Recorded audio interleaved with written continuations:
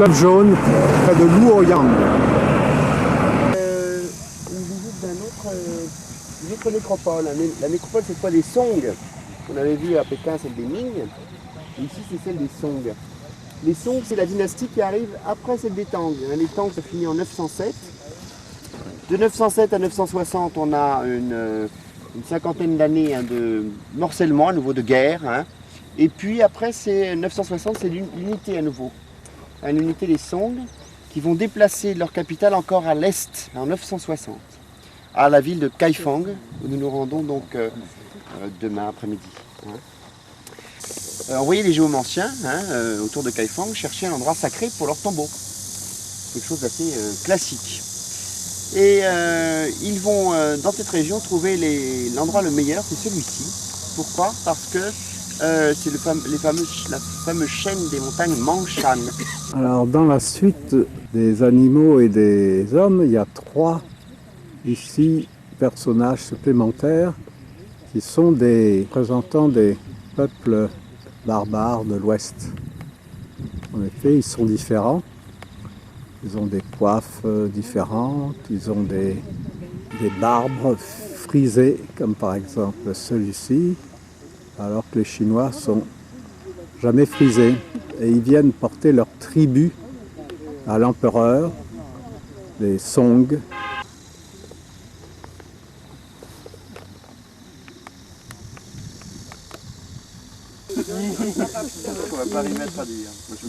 Un autre tombeau,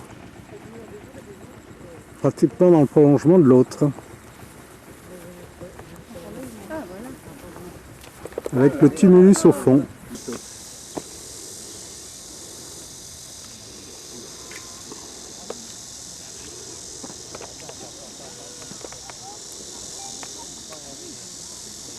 Une montagne sacrée. Et puis à gauche, ici, la barre qui part vers la gauche, ça veut dire un bâtiment. C'est le temple. Donc le temple de la montagne descend. D'ailleurs, c'est joli, il y a des dessins en perspective. Alors là, il y a des travaux, en fait, il y a une porte supplémentaire qu'on aperçoit en bas. Et puis ensuite, un grand axe sud. Il est resté dans un cadre assez... la région qui viennent faire...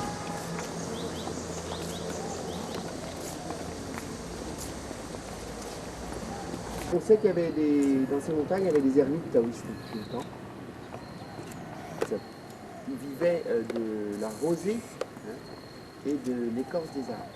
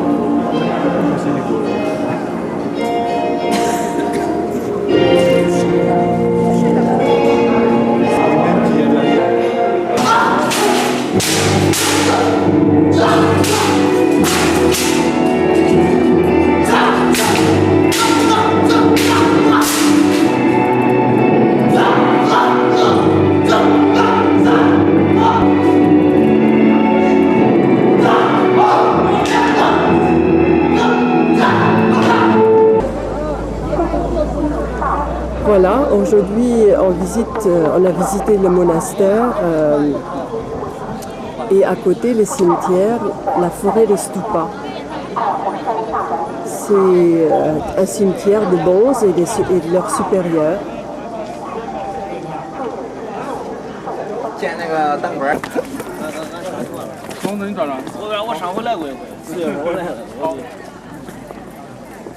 Quelques autres stupas. Alors la plus ancienne date du 7 ou 8e siècle, je ne me rappelle plus très bien. De l'époque de Tang. Ça se termine généralement par une fleur de lotus. Là, c'est deux tombeaux datant de l'époque des Han de l'Est, c'est-à-dire 100 ans après Jésus-Christ. Là, c'est le tombeau la femme du gouverneur de la province. Alors, c'était beau ce qu'on a vu là, Jean? Et surtout, les photos sont sensationnelles. Ouais. Ils ont de très belles photos. Oui, pour une fois, c'est... À Kaifang, nous sommes aujourd'hui, le 21 septembre, et on visite le temple de Xiangguo, veut dire le grand chancelier. En Chine, est très connu dans le monde chinois, des Japonais notamment, on va dire pourquoi tout à l'heure. C'est un des grands temples. Le fait que Kaifang, alors là on va en reparler toute la journée, est situé seulement à une douzaine de kilomètres au sud du fleuve Jaune. La couleur des tuiles est assez jolie. Qu'est-ce qu'ils nous ont là?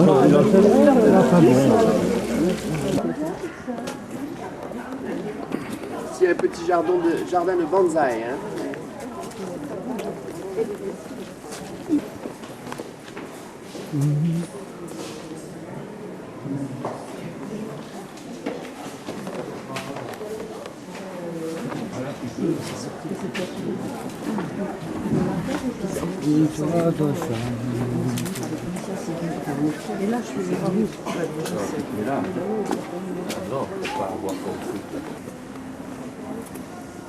Des pandas qui batifolent dans la...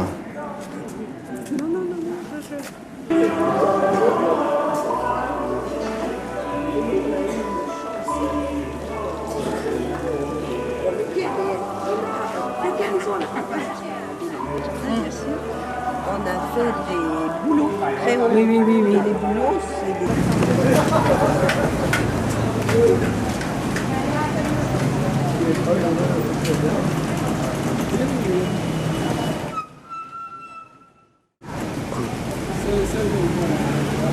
Alors, ça c'est l'ancienne route impériale des Song.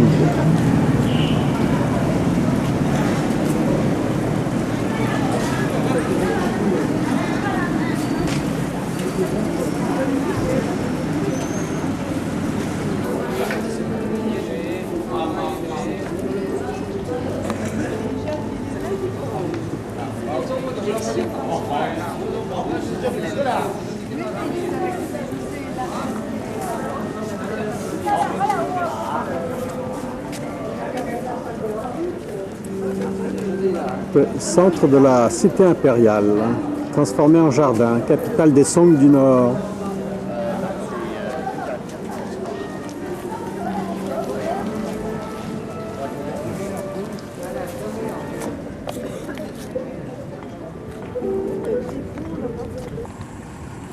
Nous trouvons dans le parc de la pagode de fer. Et voilà, on voit la pagode de fer. Nous allons en savoir un petit peu plus.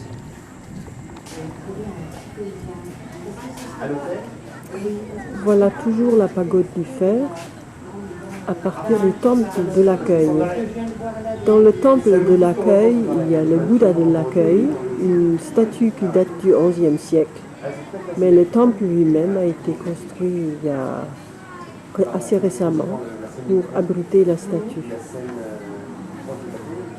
Donc il y avait un temple ici et la pagode faisait partie du temple. Voilà la pagode de fer vue de près.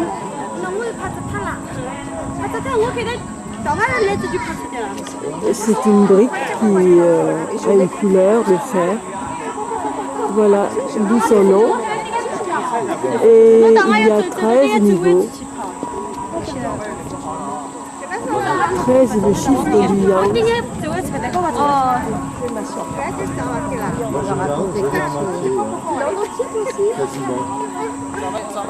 Ah bon?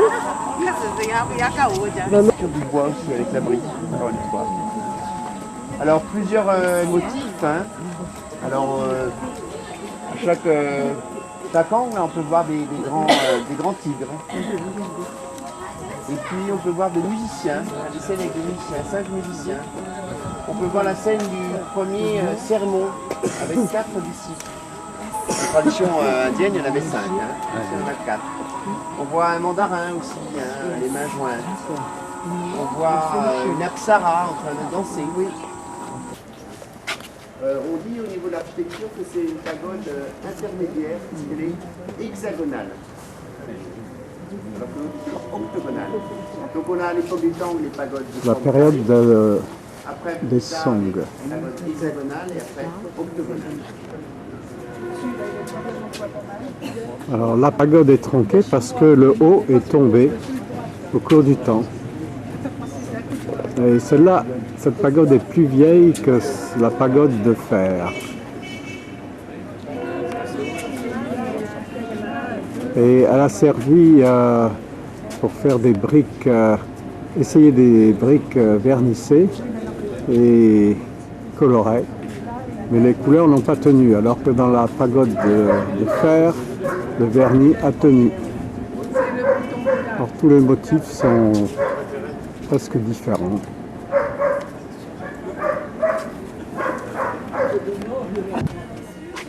Tsutsung qui ramène les sutras d'Inde avec sa lampe à huile.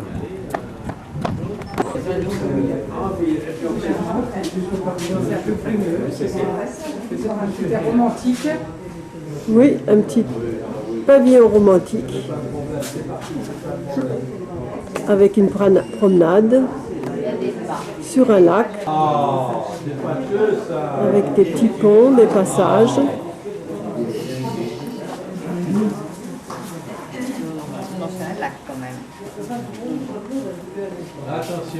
Nicole.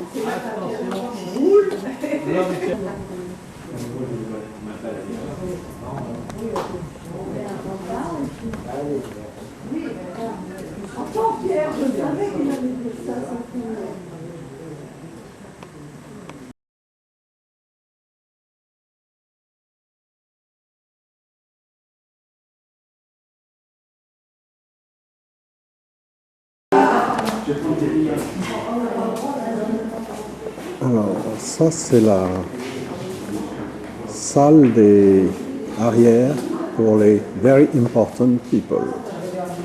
VIP. VIP alors que l'autre c'était pour les VOP.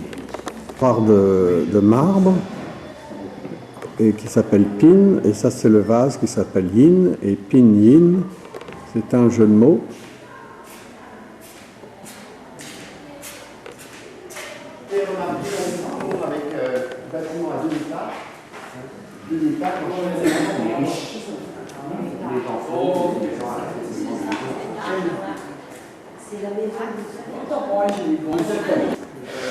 Actuellement, les hommes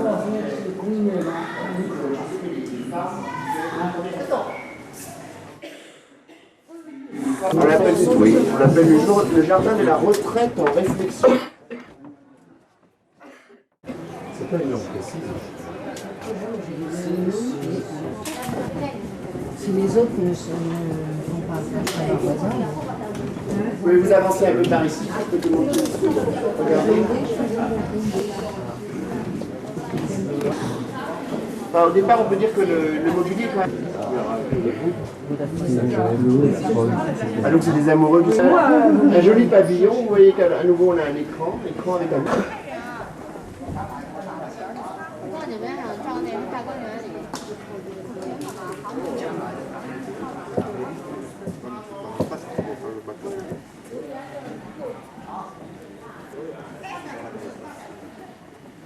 chemin. Il était pile là.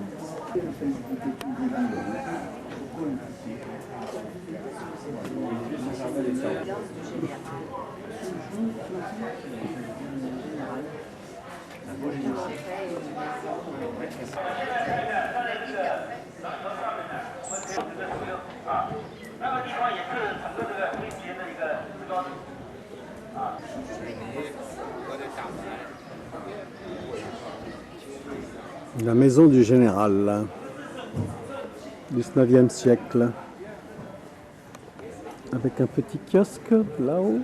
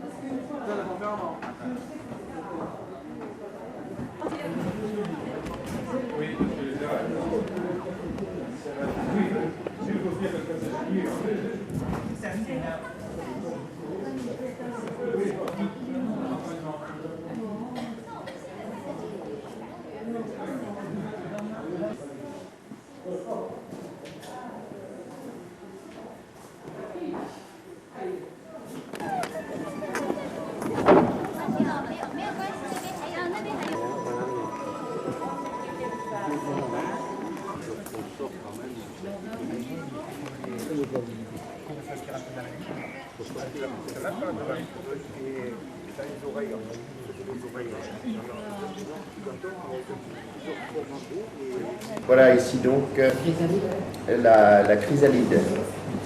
Chrysalide. Hein. Donc en une semaine, une fois que le ver a percé le cocon, et bien ça devient, d'ailleurs c'est avant, en une semaine devient le bombix, donc le papillon. Et les jeux. Il faut environ conserver les cocons à...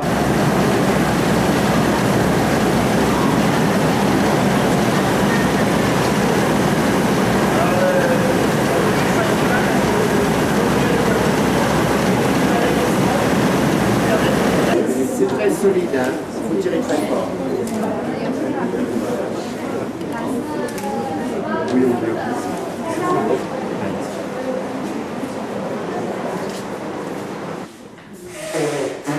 Le jardin du maître défilé à Tsōzu. Un sofa où les gens sont assis en tailleur avec des petites tables pour jouer aux cartes.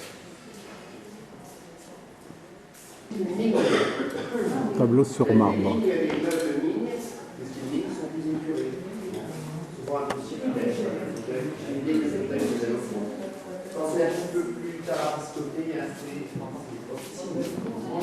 Mais à l'origine, c'est un tambour d'origine non chinoise. Comme celle-ci extraordinaire, on appelle ça les tambours de la civilisation dongsolienne. Un petit village qui s'appelait Dongsol, où l'école française d'Extrême-Orient a trouvé pour la première fois ces tambours. Ces tambours, on en a fabriqué, en gros, je crois, du 5e siècle avant. On a de très beaux, les plus beaux tambours du catalogue. Tout autour, et sur la place centrale, on a des motifs de bateaux. Des bateaux, une espèce de joutes sur les grands fleuves. Et alors, on dit que là, en gros, c'est la lumineuse scène, très raffinée, de rencontre de mandarins. Les portes pare-feu aussi. C'est quelle époque? Alors, ici, c'est le plus vieux jardin de Suzhou. C'est l'époque des Song du Nord, donc 11e siècle. C'est juste après, je crois. C'est juste milieu du 12e. Milieu du 12e siècle. Ah, bah ça a été refait après, hein, les lanternes. Alors ici, c'est l'entrée principale du jardin. L'entrée principale du jardin. Vous pouvez voir, on a un seuil assez particulier, un très haut seuil important d'enlever une ou deux planches. Ça, il fallait quand même faire de l'acrobatie.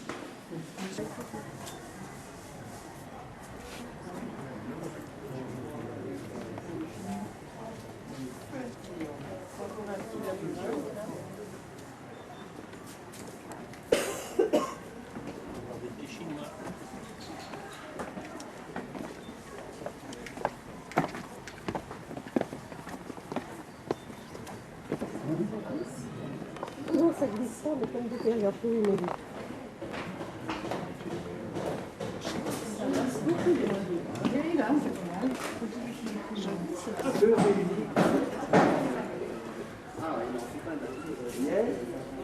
Alors vous voyez, il y a une glace ici, un peu comme dans le jardin ce matin. Quand vous sortez par la terrasse, Nous sommes dans le jardin du maître des filets. alors ici on dit que bah, il y a des musclés sur ici, on joue de la musique, on récite des poèmes. Quelquefois on va faire ce qu'on appelle des joutes poétiques. Ça existait en Corée il n'y a pas très longtemps encore. C'est-à-dire qu'on le plus simple c'est que dans un petit pot en porcelaine, eh bien, on tire des bâtonnets avec des verres connus. Alors on en tire un et après bien sûr on doit réciter le poème. Ça c'est encore facile. Et après, Avec mes photos. ici on dit qu'on pouvait admirer trois dieux. Alors la lune dans le ciel, la lune en haut, la troisième. Il y a un dicton qui dit quand on rencontre un vieil ami, 1000 vers, c'est trop peu. Vous avez bien vu que on voit ta fille, mais bon,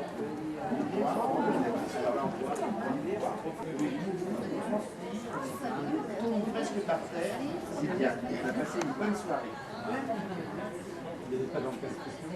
Et alors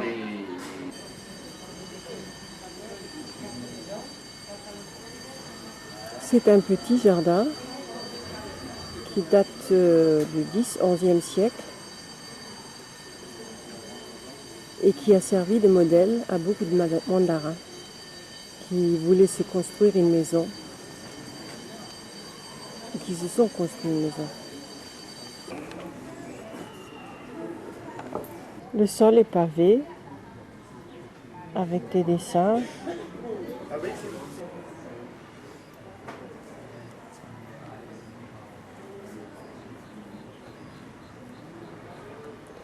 Voilà une première cour de la maison du maître des filets.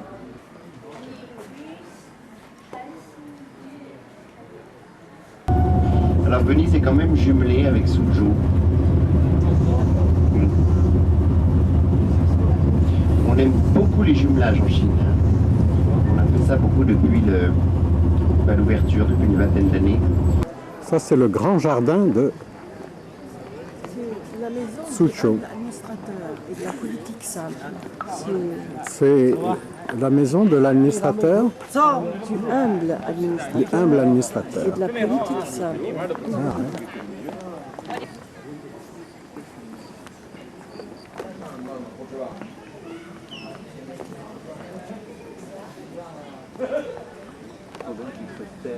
Ah, ouais. On va les prendre du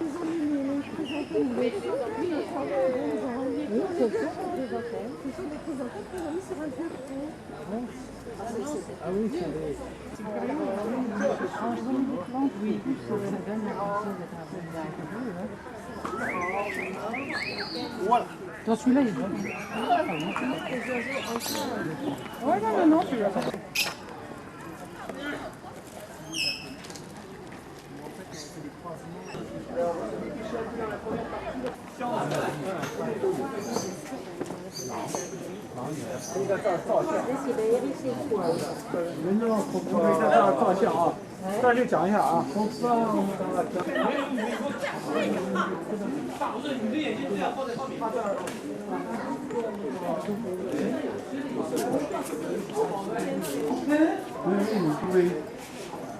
Où vous appuyez, c'est comme vous voulez.